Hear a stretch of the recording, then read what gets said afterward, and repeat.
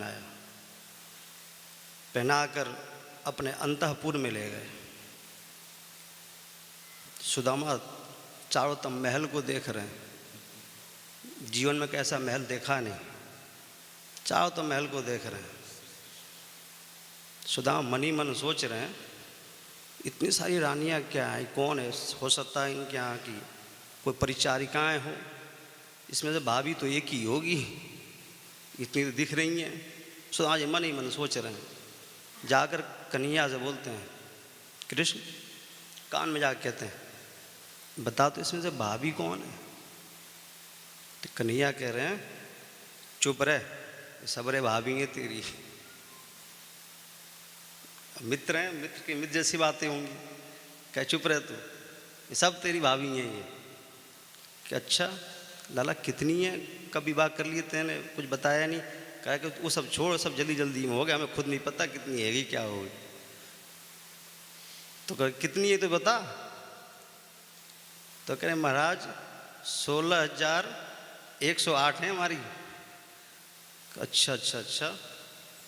सुदामा जी कह रहे हैं, ठाकुर बोले रुक्मणी आओ आशीर्वाद लो, विप्र देवता आए हैं आपके महल में, आशीर्वाद लो। रुक्मणी जी आती हैं आशीर्वाद लेने के लिए, पाँव लागे पंडित जी। सुदामा जी बड़ा तैनात होकर खड़े हैं, बिल्कुल ऐसे बैठे हुए हैं। सौभाग्यवती भव, एक और आई, सौभाग्यवती भव, फिर सौभाग्यवती भव। अब आती जा रही है, सुदामा जी का हाथ और नीचे होगा, सौभाग्यवती भव, सौभाग्यवती भव। और महाराज और आती चलेंगे, सुदामा जी ना हाथ नीचे हो रहेंगे, सौभाग्यवती भव, सौभाग्यवती भव। महाराज और आती चलेंगे, पूछे लाला और कितनी है, अभी तो 600 वही हैं। कि लाला ऐसा कर, हमारा सौभाग्यवती हम खुद है जाएंगे, हमसे ना हैरो अब ये। महाराज कहने जितनी भी तुम्हारी रानी है सबको सौभाग्यवती भव। सुदामा जी ने आशीर्वाद दे दिया। महाराज ठाकुर कह रहे हैं, सुदामा जी पोटली लिए बैठे हैं, वो सोचें कि इतने चकाचौंध में ये अपनी क्या गंदी सी पोटली दिखाऊंगा, ये शर्म की बात है। और मित्र के सामने कोई भी जाता है तो अपने हिसाब से जाता है, क्योंकि पोटली दिखाना अच्छी बात नहीं है। ठाकुर तो भैया जहाँ भी कुछ रोको, आपके हृदय के रत्नों को, मन को भी खींच लेता, तो पोटली कौन सी बात है। महाराज ठाकुर कहते हैं, सुदामा ये देखियो ये कौन है, करके तेरो ही तस्वीर लगी हुई है। जैसे सुदामा ने ऊपर किया, पोटली खींच लिया कांख से उनके। महाराज ठाकुर पोटली को देखे और रोते रह गए, पूरी पोटली उनके आंसू से भीग गई साहब। महाराज जब पोटली खोला, उसमें सुई धागे सिले हुए थे पोटली। ठाकुर सब समझ गए, तंडुल में वैसी खुशबू नहीं बदबू आ रही थी, कब से बंधा हुआ तंडुल, कितने प्रकार का तंडुल, लेकिन ठाकुर बदबू और खुशबू नहीं देखता है, भक्त का भाव देखता है। भाव अच्छा है, ठाकुर भाव ही ग्रहण करता है। सुशीला ने तो कहा, ठाकुर जैसे भी तंडुल ऐसा ग्रहण कर लेना, तंडुल मत देखना, सुशीला का भाव देखना। ठाकुर वो तंडुल लेकर अपने मुख में डाले, सुदामा को स्वर्गलोक दे दिया जाए, एक और डाला, सुदामा को बैकुंठ दे दिया जाए, सारा लोक दे दिया जाए, तीसरी डालने महाराज। सत्यभामा ने हाथ रोक लिया, महाराज सब दे दोगे तो सुदामा आप हो जाओगे, द्वारकाधीश हो जाएगा। सब दे दोगे तो सुदामा आप हो जाओगे, द्वारकाधीश हो जाएगा। ठाकुर जब भाव में आते हैं सोचते नहीं हैं, सब लुटा देते हैं। सत्यभामा थोड़ा बामा नायिका है, वो हाथ पकड़ लिया।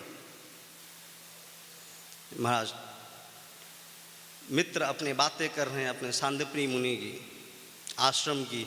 जैसे आश्रम में सांदीपनी जो गुरु थे इनके, जंगल में भेजा था दोनों को, भारी बरसात हो रही थी जंगल में, वो बरसात के कारण सुदामा तंडुल खाने लगे, कृष्ण को नहीं दिया। कुछ लोग कहते हैं कि तंडुल खा लिया तो उसकी दरिद्रता आ गई, ऐसा नहीं है। सुदामा के अलग अलग इसमें भाव हैं, तंडुल के अलग अलग तात्पर्य है, उन दर्शनों में भी नहीं जाएंगे, बहुत दार्शनिक चीज़ है ये तंडुल, उससे निर्धनता नहीं आई है। ठाकुर पे कुछ विपत्ति आने वाली थी, सुदामा ने विपत्ति को अपने ऊपर ले लिया, अपने ऊपर ले लिया। तो वही बातें याद कर रहे हैं ठाकुर, सुदामा बातें याद कर रहे हैं। महाराज ठाकुर ने कहा सुदामा जी तुम आए हुए बहुत दिन हो गए महल में, अब तुम्हें जाना चाहिए। सुदामा मन ही मन सोचा बड़ा विचित्र मित्र है ये, और जाने को कह रहा है ये, और ठाकुर तो ठाकुर। सुदामा ठीक है अब हम चलते हैं। तो सुदामा जी चलने को तैयार हुए। तो भगवान कहने लगे सुदामा ये बाजूबंद खोल, ये वस्त्र खोल, ये मेरे वस्त्र, तू लंगोट में आया तो लंगोट पहन हो जा।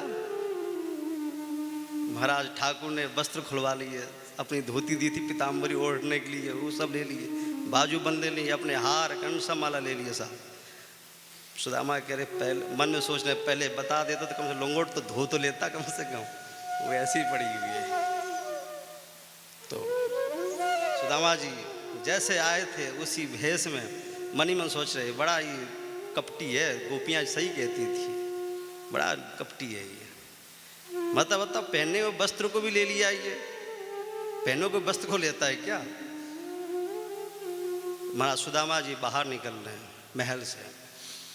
जैसे ही द्वारका के महल से पार हुए, वहाँ पे द्वारका के जितने भी प्रजागण थे सभी आकर के सुदामा की जय हो जय हो जय हो कर रहे हैं। सबने कहा कि ऐसा कोई व्यक्ति नहीं देखा कि लंगोट में आया हो और खाली लंगोट से जा रहा हो। मैंने व्यक्ति ऐसे देखे हैं कि लंगोट में आए ट्रकों से माल लेकर गए हैं, लेकिन सुदामा एक ऐसा ये विप्र है, आया जैसे था वैसी गया। सुदामा मन ही मन सोच रहे हैं कि प्रभु बाहरे अगर एक धोती दे देता तो इससे यश नहीं मिल पाता जितना यश तूने दे दिया। ठाकुर देता है तो इज्जत के साथ देता है, ठाकुर जब देता है इज्जत के साथ देता है।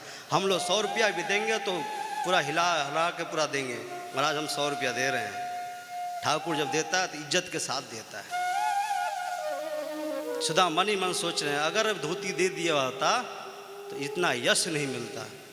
सभी कह रहे हैं कि हमने तो बहुत देखे हैं महल में आते हुए, सब आए और कोई ना कोई मांग के ले गया है, लेकिन ऐसा पहला आत्मवेता देख रहे हैं जो कुछ लेकर नहीं जा रहा, जैसा आया था वैसे ही जा रहा है।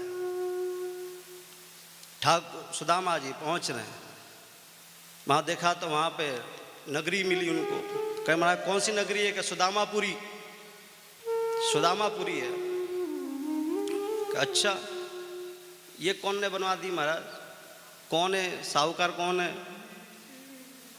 कहते वहाँ नौकर चाकर बहुत घूम रहे थे। कहते सुदामा जी गए हैं द्वारकाधीश और उन्होंने ये सब बनवाया है। और तो सुदामा जी बड़ा चौंक गए कि हमारी तो झोपड़ियाँ थी, झोपड़ी भी चली गई और कुछ बचा ही नहीं। कम से एक टूटी फूटी झोपड़ी थी, उसमें तो आसियाना था कुछ।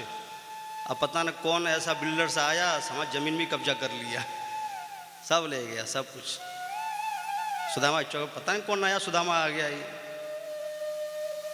देखे कि सुशीला सज धज के बाहर निकल रही है। महाराज ऊपर से नीचे देख रहे हैं तो कह रही मैं आपकी धर्मपत्नी हूँ। कह रहे तू मेरी धर्मपत्नी है? तू तो बिल्कुल चेंज हो गई, पहचान में नहीं आ रही है। कि महाराज कह कि एक विश्वकर्मा जी आए थे, उन्होंने सब बना कर गए। कोई मुनीम कौन था? कह अंदर बैठे हैं, चलो देखें। जैसे सुदामा अंदर गए, ठाकुर मुनीम के भेष में, कान में पेन लगाए हुए, पगड़ी बांधे हुए, महाराज फेटा बांध के बैठे हुए कि आओ सुदामा आओ। सुदामा कह रहे हैं ठाकुर तेरी लीला तू जाने, तेरी लीला तो हमारे बस की बात नहीं। तू मुझे वहाँ धोती ले लिया, हम तेरे लिए क्या उल्टा सीधा बोलने लगे। जब ठाकुर दुख देता ना तो हम लोग कहते हैं कि सब बेकार है, ये कोई चीज़ अच्छी चीज़ नहीं है। ठाकुर तो पल पल परीक्षा लेता है ना, परीक्षा लेकर के तब देता है वो। माँ सुदामा जी बोले कि है सुशीला, अब तेरे बच्चे भूख से नहीं मरेंगे, तू अब घर में रह, हमारी तो झोपड़ियाँ ही सही है, मुझे ठाकुर के भजन में झोपड़ी में ही करना है। माँ सुदामा जी महल के आगे झोपड़ी बना के रह रहे, महल में नहीं रहे। क्योंकि महल में रहूँगा ठाकुर का चिंतन खो जाएगा, भूल जाएगा। ऐश्वर्य में ठाकुर का चिंतन नहीं होता, तभी तो कुंती माँ विपत्ति मांगी है, तभी तो मांगी।